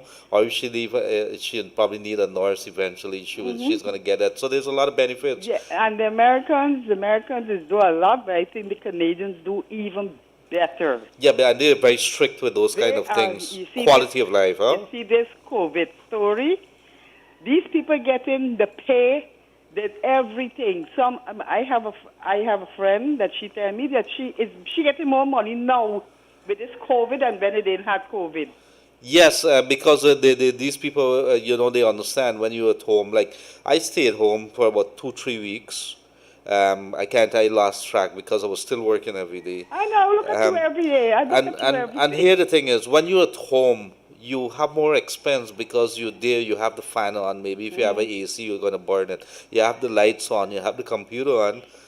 There's so many things, and you probably might be headed to the freezer or the fridge or whatever it is that you have And there. you eat every minute too. Yeah, you try, and so you know, it is something worrisome. But I hear what you're saying, sister. Thank you very much for that, okay? Okay, dear. God bless you. Right, all right. So thank you very much for that, sister there. But then let me tell you something. And this race issue is something that we really need to tackle head on. I'm really disappointed that the ERC didn't step up and maybe in the time of need, so much of money available to them. They really probably need to look back at themselves now. And my good friends there, there's some very big names that are sitting there as commissioners on the Ethnic Relations Commission. And they're supposed to be the regulators that's supposed to look into anything that anybody would do that is going to cause ethnic tensions or racial hostility or anything. And the minute that you do something, they're supposed to stack down on it. And for a couple of days, we were having some big issues here in Berbice, West Berbice, because of this thing here. You would not believe this elections time would have been the perfect opportunity for the AIC to put down its foot on this entire issue of race. Guess what? People use the opportunity to attack people all across this nation. I can't even begin to tell you what I've gone through, the amount of attacks that I've gotten. But I don't care. You got to do what you got to do. What I just do is just unfriend them, block them, unfriend them, block them. Guess what? After election, after a new government would have been sworn in, and I'm telling you this because I don't endorse any government. We cannot, as media people, sitting here. What we could do is hit the government, or we could hit the opposition and say you're going wrong here. That's our job as the watchdogs in Guyana. So you have them and they're coming back, they're crawling all through the gut, coming back now and says, you know, you know anything about a job that I could probably get, and so I watch and I smile. But Gildarie is going to still help because that's who he is. But in my family, my grandmother, Indian, my grandfather, Chinese, his mom was Portuguese, and his dad was Afro-Guyanese. I have my cousin on the other side, on my dad's side now. There's some Amerindians there. So I'm all mixed up all over the place. My eldest son is 18, 19. He's going to be 19 in a couple of weeks. And he is a Afro-Guyanese living in St. Martin, living there with his mom. Started driving, going to the gym, and I love that little kid. and I don't have a bone that is a racist in my body. I can't tolerate people like that. If you know you're on my page and you're gonna do that, I'm gonna block you. If you come here, you talk the wrong language, I'm gonna block you. That's how it is, and I don't tolerate like that, anything like that. I have some very very close friends. I have close friends both on the APNU FC side as well as the People's Progressive Party side, and all sides in fact. And because we could talk. And that's why we have so many people tuned in on a program like this Wake Up Guyana show. We don't have an agenda. Our agenda is a better Guyana. That is what. We don't have a political agenda. We don't have a constituency. We do not have anybody that we cater for. We don't have a political party that we like. We like everybody. We want to see this country better. We want to see how we could put some more money into our pocket, and we have the money out there. So I want to say a good day to all the folks who've joined us from overseas, and of course, thank you every single day that you guys have been coming into us here. I want to say a good day to my uncle down in New Jersey there. His name is Randall Bernard Koo, and he's still Koo, Koo, and that's a Chinese name. And I told you I had Chinese in me. My mother was mixed, kind of Indian and Chinese. My grandfather was A1 electrician, and he died. He died. He died in the 90s. So we he's all the way in New Jersey there. I know that he tunes in every day to the Wake Up Guyana show. I want to say good day to you, Mr. Randall Bernard Koo. Hard-working man there, and he's in his going on to his 60s there about. And I know that he is doing what he has to do. But to come back to where we are, there should be no bones in our body that should be racist. We're all Guyanese. There's no place for that. If you're going to use it, you're going to use all kind of thing because you arrest somebody or you fire somebody, it becomes a racist. So how about you not working, not turning up to people's job, and you're not performing? How could that be racist? Are we doing something that's crazy? But it comes back to the point where we must allow the rule of law, the systems to work, because there's a procedure. It should not be a politician ordering the firing of somebody. It should be that there's a board of director, in this particular case with the Civil Aviation Authority, and this lawyer who's now a parliamentarian for the coalition, and that issue is a very stinking, dirty affair that I don't like. But it is, at the end of the day, the process must work, and let us allow our regulators to do their job. The PUC must do their job. The ERC must do their job there. There's so many people that we would want to put on, and as a chairperson, they've been given tons of money every single year. And I see my uncle is saying hello, Len. So thank you very much, dear uncle. A very close man to my heart. But to come back to what I'm saying here, we have all the regulators here in Guyana, and they have to do their job. They have to make sure that they deliver. They're being given money to do it, but also they're being given a mandate to do it. And they're constitutional bodies. The Auditor General, Mr. Deodat Sharma, good day to you, sir. And I know that you have your job cut out. The Commissioner General of the Guyana Revenue Authority, Mr. Godfrey Station, how are you doing, sir? Make sure that you go check at the wires what your customs officers are doing and receiving some complaints. It's not looking so well there, so you need to check on them. Make sure that they're good customs officers who give you good advice. And so then there's some others who I understand, if they don't like you or they want to put you to pay a bribe, what they do is hold back your containers 2-3 times, soften you up, and then they take some money from you. That's how it works. And especially with the rice millers. And so I've received some complaints from some rice people about the operations of the customs folks there. So this is not a very good thing when we see our regulators taking advantage. The Guyana Rice Development Board, how are you guys doing there? So let's go quickly to the people's business here. Good afternoon, Wake Up Guyana, my favorite weekly program. I think the government will give each student a laptop or tablet with our oil money. I'd love to get one for my daughter who's in grade 6. I would love for all Guyana to get a laptop. 2 students, they're really suffering, man. Hi, I'm using the Atlantic Wireless Network and paying $5,000 a month, and it's not even open in the image. So how can I assist a student in the online learning? I'm from the Blackbush Pole area. So this is very, very sad here. I think there's a hub there, and there's something. But in the studio here right now, guess what? I have somebody. I told him yes. I said, "What are you doing?" I said, "Could you come on here? Let us talk a little about what is good for our country." And so I have a guest here. He has. I think you guys are familiar with him. a very energetic man. I met him a couple of years back, and I always like him to have him around me because guess what? He puts a lot of energy into the body, and he has a lot of ideas. Ideas are flowing out there, and I kind of like that. I kind of like people like that. And there's no other than his name. I think I know him as W.R. Riaz. I don't know what you know him as. I want to say welcome to you, W.R. How you doing? So, Definitely. I'm good. Mr. Leonard Gildarie. Good afternoon to listeners. That's a big mantle you've put on my introduction altogether. I'm not sure whether it's a big mantle, but it's always good. You know, I always say I like people. We have so many callers coming through here, Riaz. And when you see, what keeps me going every single day is when you see people, lots of energy. We have good people in this country. We do. And that is what we do actually. I know sometimes how, as you talk about energy, and as a radio announcer, and one that, you want to take pride in what you do, is when people reach out to you and share maybe their distress or their happy moments. It gives you that, you are doing something that is needed in society. And I make a slight joke of something that I heard while I was getting into studio with you yesterday. But it was never put in a joke content because it is a very serious matter of a gentleman trying to rekindle with the Gildarie. Yeah. Now, that's a serious. I just take that 2 seconds of it of rekindling, but it's a serious issue because we may dress today and come out and put on a nice shirt or something, but we have issues in society, and it is good for us to talk of one of the main issues in society, racism. When someone hear the word racism, they say, "Oh well, he racial, he one-sided." We need to stop being blinded by that.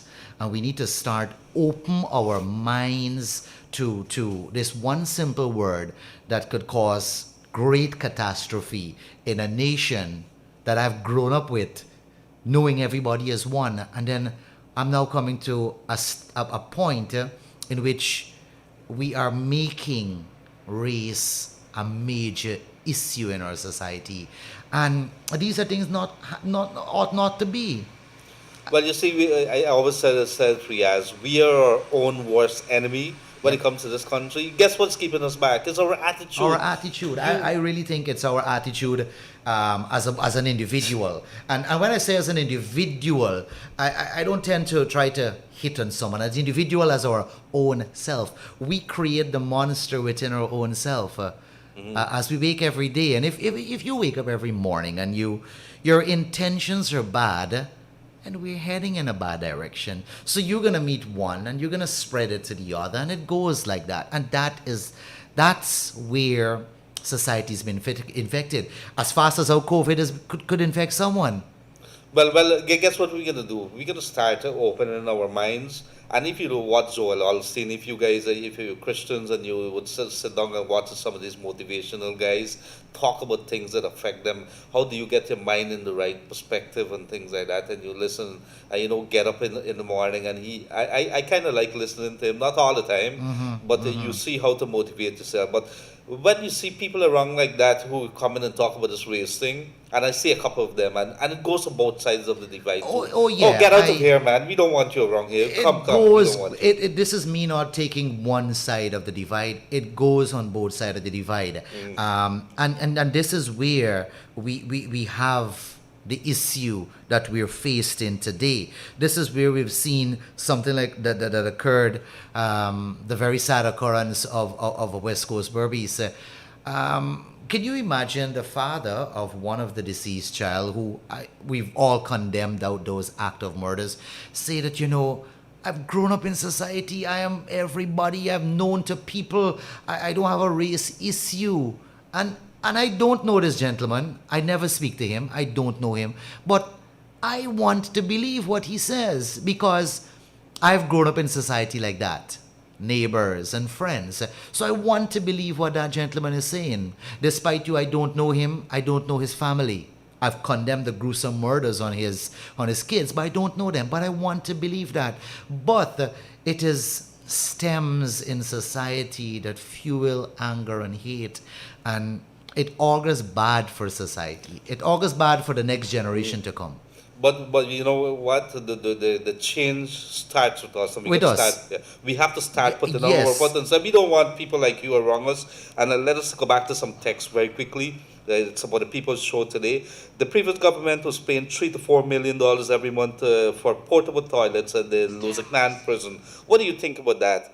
And what about if the present government right now is doing the same? I'm not sure about this. I would have to look into it. I do thank you for that, whoever is raising this point here.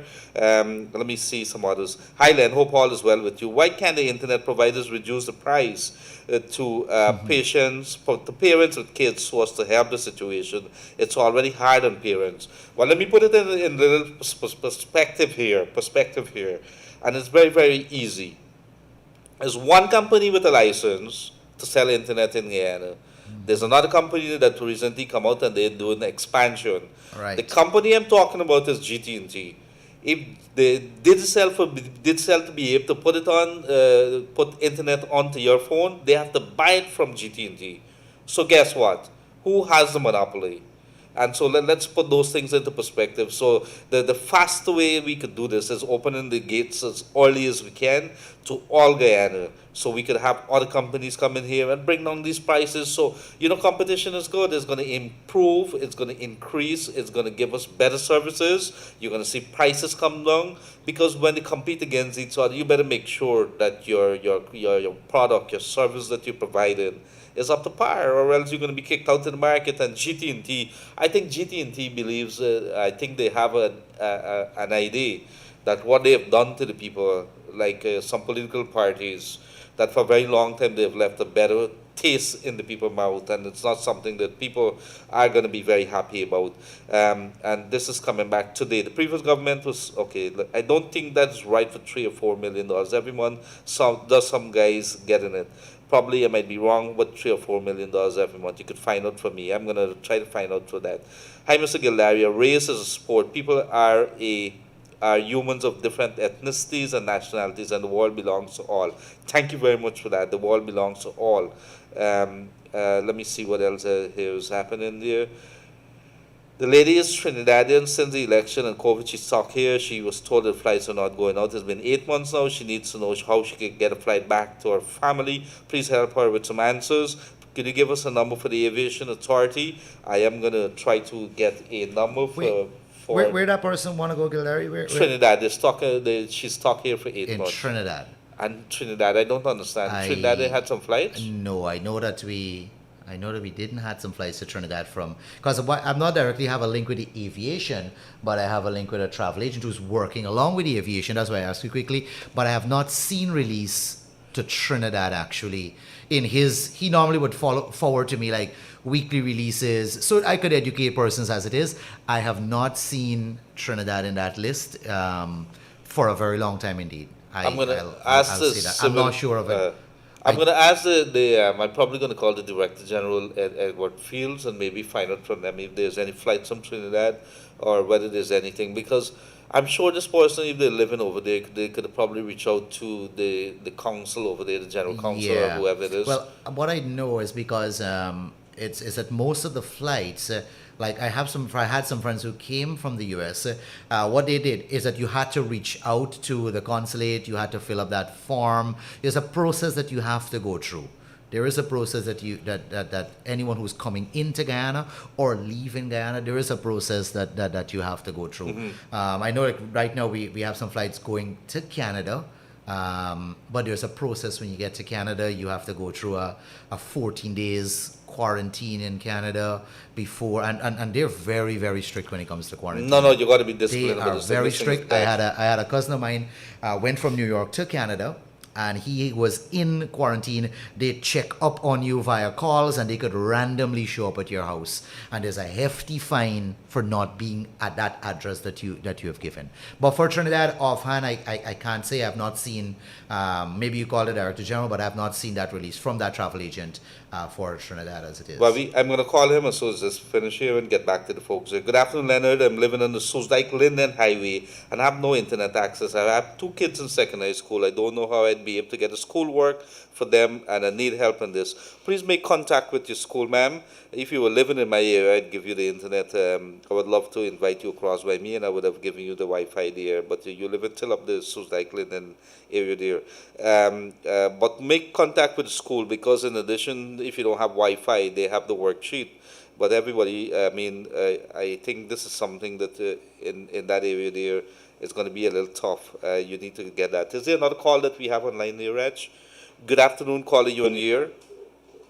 Hello, good afternoon. Good afternoon, ma'am. How are you doing? Go right ahead. Not bad. Welcome back. Thank you very much. How are you? Well, I'm trying. This thing is getting me dehydrated, so I got to drink a lot of water, eat a lot of fruits, and so. But go right ahead. Yes. I'm a senior citizen. I have a serious problem with GPL. My son was living in the front apartment of my place, and he removed since March, and he paid the last bill in March. And do you know they're estimating that bill from March to now? And when you went into them, what did they say? Well, he went to the website. He spoke to them on apps. Because they say they're not doing nothing with cutting in the light. But he put through everything on the apps, asking them to come and disconnect. I called Tony slamming on the phone on me. The problem is my property. Let it cut it off and let it deal with him and his account. I don't know if you could help me to speak to somebody. I'm not getting through. They can't be. The Public Utilities Commission. I'm probably. I'm gonna. I don't have a number right off of here. I could probably try to get a number for you right now. I'm calling them too. I had a number when you gave it over the air. They're not answering. They're not answering? No, man. I give you two numbers that I would have given. I have but 3 or 4 I gave to my son, so he's not getting through. All right, here. You know how to text? I don't have that internet. Ask the son to make contact with 6222222. Let him send us a text there with the information, and I'm gonna ask PUC to give you guys a call. Could you hold a while? Let me get a pen, please. Yes. Okay. So in the meantime, while the lady is getting a pen there, I have 2 child, one from Farm 3 and one from Grade 6, and they don't have enough device to do the schoolwork. The text is coming from, if they could get a phone or a tablet to do the work. This is what we're trying to get to thing. It's thousands of persons in this same situation. I was told this morning by a teacher that some of the kids, when you're ready, ma'am, you could give me that, I could give you that number, okay? You ready? Okay, I think she's still getting ready. Good afternoon to you. If you could please ask Riaz if you could tell us what is the link to the flight to Canada. You have anything you could tell them there? I do actually. In this case, I'll give you a number. But of course, with this number, you'll have to follow through a necessary process. Let me give you a number. And this flight is actually both sides, as in coming and going all together. The number is 622-6645. 622-6645. You talk to the guy there, Colin, but there is a process that you'll have to follow through. But I know that there is flights that is happening, repatriation flights as it is. So the number is 622-6645. Thank you very much, dear W.I. Riaz. Is the man back online there? Are you there? I still think that, I think she's gone, my apologies. A major problem here in Escobar is the internet service. Yes, I'm aware that you guys don't even have telephone there for a couple of years. So I'm a student at UG currently using Atlantic Wireless here and not getting the sufficient service paid for. It's extremely slow and nothing is being done. We need better internet service in Escobar. Students are suffering significantly in terms of that. If you're listening there, e-networks, this is something that you guys should pay attention, or the ministry, whoever's in charge. I think it's the Prime Minister who's in charge of that right now.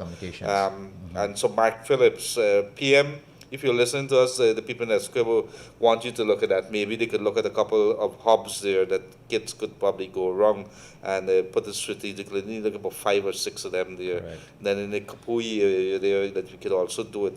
Let me see here. Um, Hi, do you think they will put the cut across at Success School Road to the back road? I'm not sure.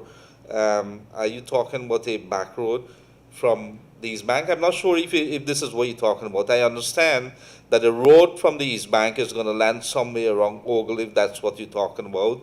The East Bank East Coast Road linkage, the alternative bypass road.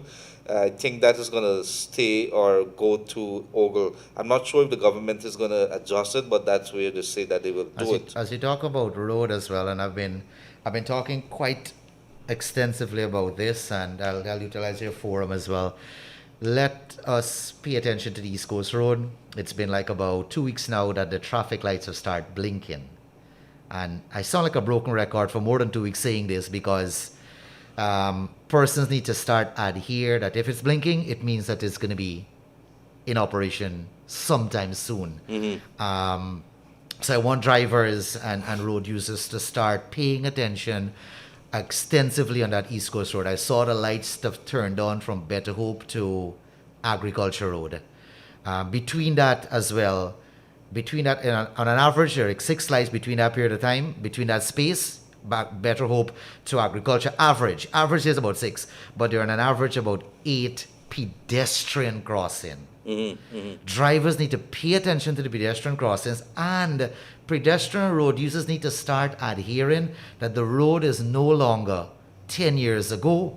It is no longer when we were living back in those days and it was a single lane and we could just run and just hop across the road. And I sound like a broken record because I talk this every day on air because it is frightening. It is so frightening that I picked the phone up and I called the Honorable Attorney General. I said, sir, I need you to look in and start doing. He said, well, here what you could do for me, WR. Start educating the people in the meantime. But I hear what you're saying.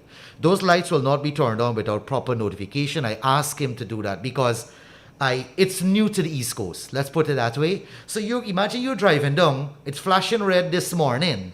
But when you realize you're into a stationary red light and you just didn't focus on it. And I think we have a lot of pedestrian crossing that people need to understand that a pedestrian crossing does not mean that you jump out of a minibus and you walk straight over it and you do not do the 5-year-old and 6-year-old drill of look right, look left, look right, look left, and if the road is clear, you walk. We need to understand that our roadways have developed. We need to understand we have more traffic on the road, more drivers. So we need to pay a little bit more attention. Only today, there was an accident up the East Bank. I'm sure you're aware of it. I heard confirmations of the driver die. I don't know no grounds of the accident. I don't know how it happened. Yeah, it's a big truck with with lumber on it. That's all I got. Yeah. I didn't get to work the details in it, but it's worrying when these things happen.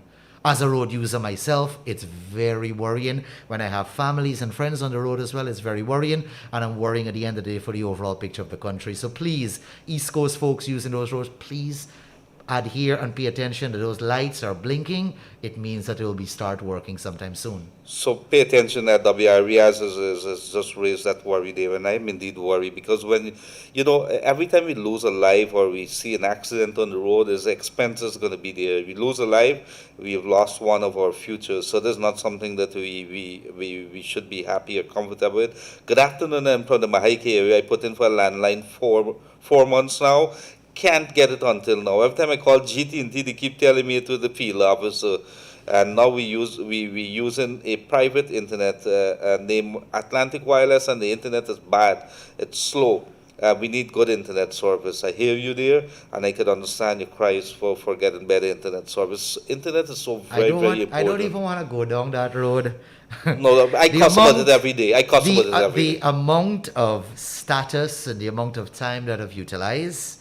I was fortunate one time that a vice president for GTT got to me.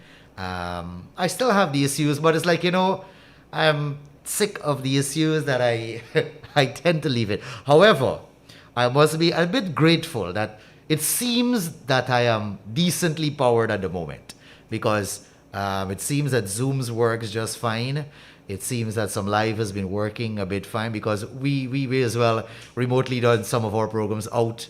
So it's working for a point. And I'm hoping that it stays there. But I feel those same pain of yourself and many others, because I've suffered tremendously. Well, I know to open my mouth, so I think from they it. hear from me, and I think they're very upset. But that's all right. You see, when you do it for the greater good of the country, it doesn't, it doesn't matter. Do we have another caller there, Raj? Let's go right ahead. Go ahead, caller, you on the air.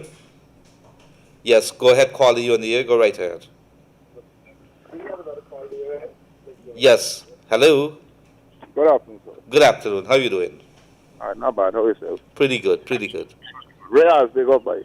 Riaz, the man's a big up. Go right Big ahead. ups, big ups. Good afternoon, brother. Thanks for locking in. We got in a problem at the Hillfoot area. This is Stimeri. No. This is just started on the Susie Cleaning Highway. At the junction coming up the Forest Village on the street. Mm-hmm. When the rain fall, the problem what we get is that the road is flood tremendously. Now, it's years upon years, this is the issue at that particular spot on the road here, right? Mm-hmm. Is I would say roughly close to 1,000 feet being affected when the rain fall. I mean, it's so flooded that vehicle could take in water from the front and so on and so on. Bricks, when the big truck pass, bricks pelting off due to the big truck and hit windscreens and so. I just want to know if they can fix these things. Well, let me tell you how you're going to do it. You live in the area there, right? Let me tell you how you're going to do it. Write a letter to the NDC and copy it to the minister or the two ministers at the Ministry of Public Works. This is one Edgil, as well as Deodat, with the guy Deodat in there.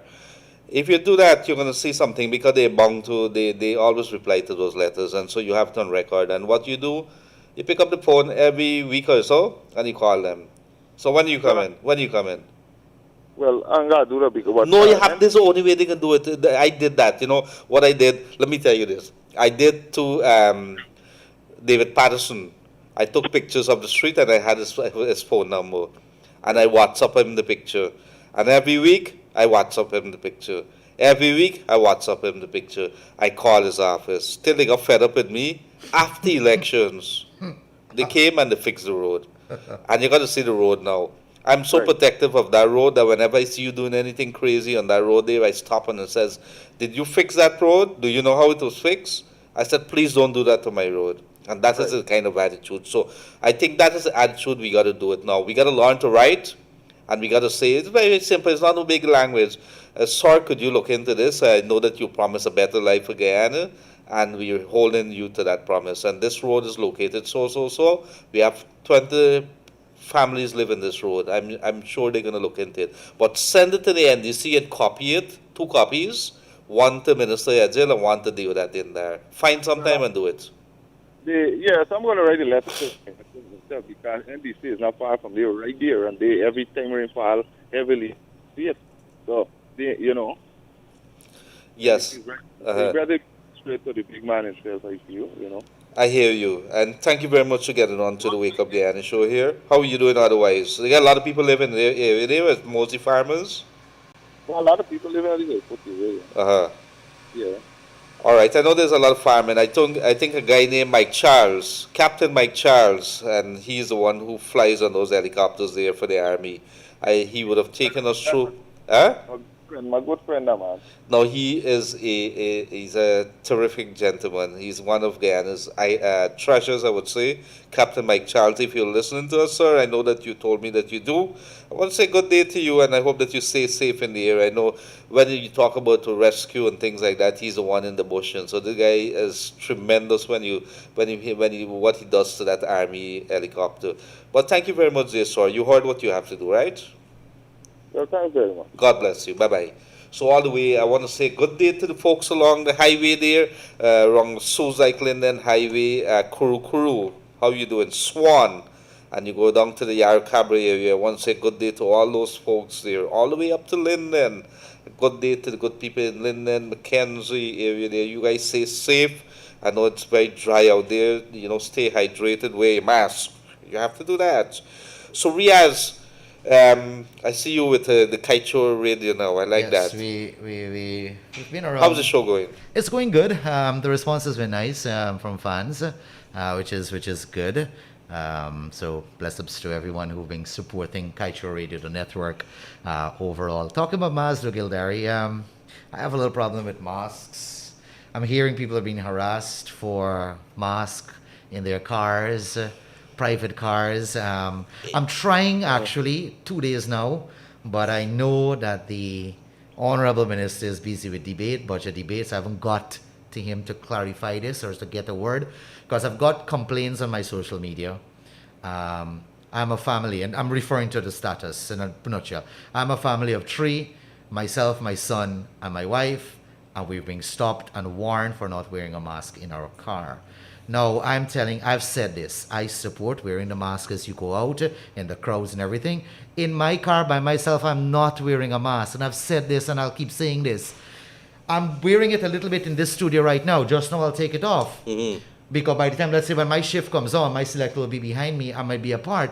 But I have a problem with not being rightly educated. A mask is fine to a certain amount of time, to a certain period where you're congested and all of that. But there's also great repercussions of wearing a mask 24/7 on a day-to-day basis. But let me put it this way to Right? you. With regards to the car, I think I haven't seen whether it's mandatory that you wear it out there.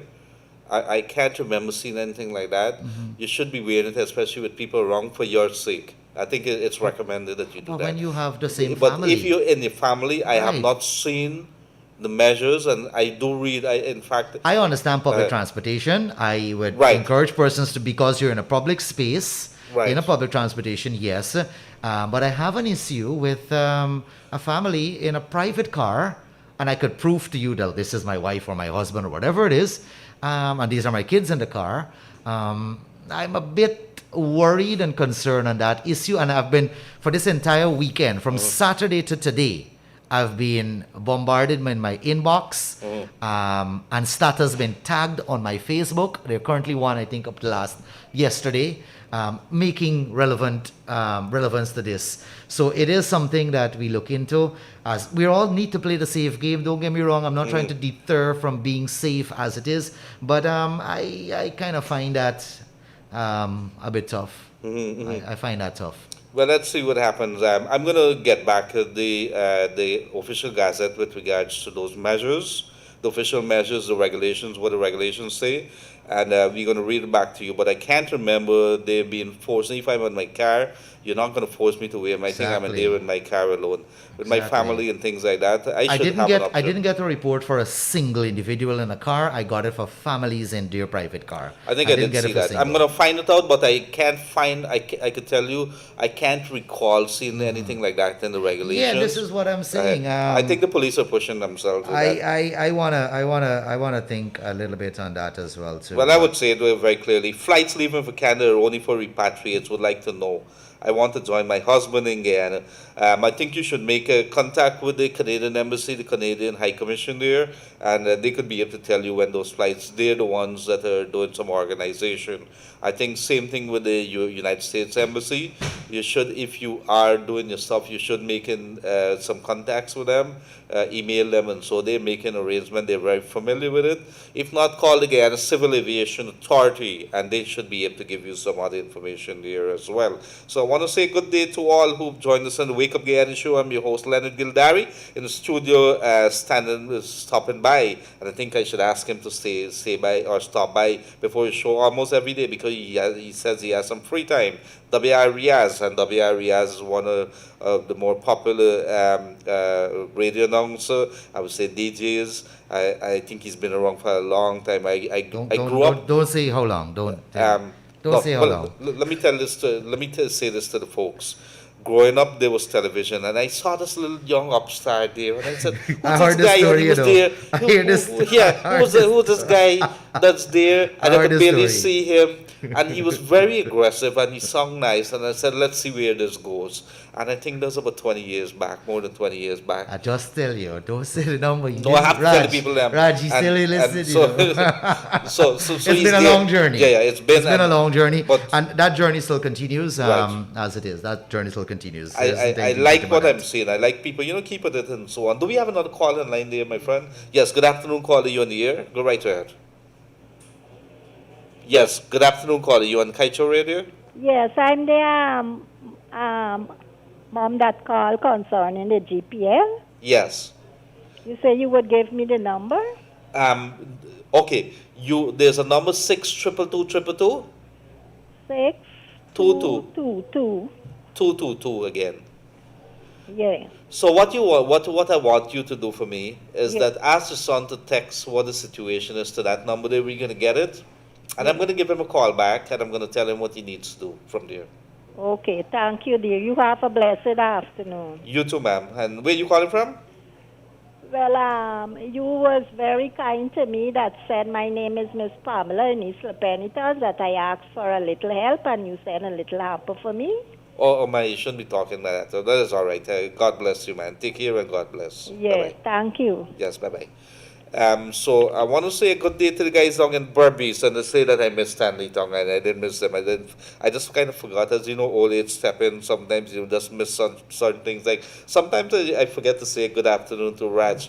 Well, Raj, we had Raj all the way from India, and then we would have had our boy Sharvin all the way from Venezuela here as one of our frontline reporters, speaks English, speaks Spanish very fluently, and you would believe that he writes English language and has a flair of writing with a twisted story, far better than the Guyanese people, some Guyanese people, I can't say all.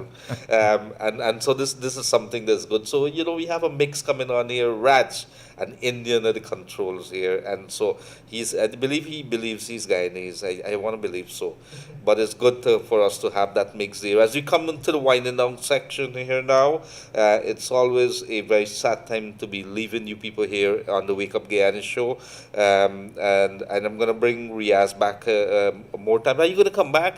Could you come back every single day when you have the time? I'm just seeing your fans are asking me to come back now, so I'm looking at these comments and I'm staying quiet to some of the comments. Yes, a segment every day. But once my time is available between the same time I come in, we could talk. There's so many things to talk about. There's a lot. There's a lot to talk about. Serious issues. Serious issues that is very pertinent to society today. And as we step away out on a serious note.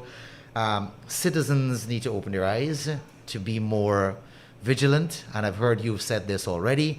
I've been like this for whenever there was a past government or any government. I would work along with policies, but I will call you out when their things are not going the right way or bring it to your attention. And for a democratic government, that is what we like, and that is what we need. And especially as media practitioners, we are, if you have heard you said, is the watchdogs of the country at the end of the day. There are issues that we will face, but we don't have to fight at each other down. We could address these issues in a very professional manner, bring them out to people, so that people are aware and people are aware. Like I've did justice to so many persons. They brought that attention about Damask issue. I've shared it to the public. I tried to get some answers to it. I've not gotten the right answers as yet, but I shared it to the public. So I've done a justice for our fan base at the end of the day, because I'm concerned just like that. We're gonna do it, and I agree with you there, right? As we go forward in this country here. Keeping the issues, not wanting to talk about racial taboo subjects, if you will. It's not going to do us well. It's not going to do us well, because what we could see is, and I beg to not this to happen, what we could see is things like what occurred a few weeks ago. And it is something that we do not want as a repeatal in our country altogether. We want, relationships and creating good for people at the end of the day. And I guess they'll be joining our country tomorrow. So many persons are talking the negatives of it, but let us look at the positives of it.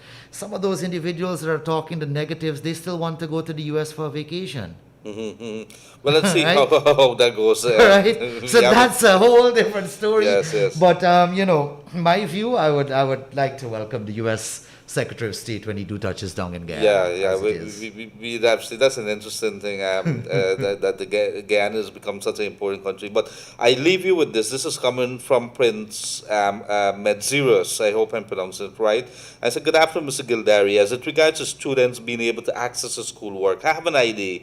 we could probably have some people volunteer whatever space they may have at the residences, as well as their internet, so we can get some computer and perhaps establish temporary booths for students to be able to access class sessions online. We could also try to get some textbooks for them that they may need apart from what the ministry may be supplying. Of course, we may probably need people to chip in to get these devices and textbooks, but I believe this initiative can help somewhat. The social distancing in effect. I kind of like this idea as we go forward. That's a We got to nice fix idea. something. I have some internet at home and I want to do it because we can't allow this thing to happen. And I think as a country, it's not doing us any good that we have half of the students, and I think about 30-35% of the students with no access to internet on the coastlands. We're not even going to go to the hinterland area there, where people almost limited, very limited in terms of internet access for indigenous people and others who would be living in the hinterland areas there. So unfortunately, we've come down to program time. It's been interesting today. We would have had a reporter who came from Venezuela, Guyanese that lived in Venezuela, very fluent in English and Spanish, and he would have been telling us what's like, as a reporter at Kaieteur News, how he's doing it. After that, we had somebody in the education system telling us about the challenges facing them with school reopened, well, somewhat, and how kids, a lot of kids, almost 35% of the kids on the coast, is estimated, we can do some projections, that are not accessing internet, and therefore it's a major challenge for the Ministry of Education. So as we move forward, this is something that we'll have to pay very close attention to. It's something that a lot of parents would be very, very deeply worried about, that their kids have slipped through the cracks or are not getting what they're supposed to get. So it is shown very clearly that we have a very big problem with our education system, and we have to fix this. This should not, another year should not go by without this being fixed in a hurry. We need more companies, telecoms companies in our country. So this has been the Wake Up Guyana show. I'm your host, Leonard Gildarie. We would have been coming to you on 99.1 and 99.5 if you want us in Esquimalt. Also, if you want to review this program, look back at it. It is on Facebook, Kaieteur Radio there, or YouTube, Kaieteur Radio live stream. I want to say thank you all across this beautiful land of ours, and wherever you would have been joining us from, whether it's across the Caribbean, our neighbors here. We know we have people all the way from French Guyana and St. Lucia, St. Martin, and of course Canada and the US and Europe, the Netherlands, and of course Norway. You would have been with us. This has been your edition of the Wake Up Guyana show. We hope that we would have wakened you up today to smell the coffee about what is the potential, what is possible. Have a pleasant rest of the day until we're back with you, same place, same time tomorrow. And I want to say a good day to my, I don't know what to call him at the moment, co-host, partner in crime, W.I. Riaz. Partner in crime is good. Yes, partner in crime. So you, W.I. guys. Riaz. A good day and pleasant rest of the day to you until. Bye-bye.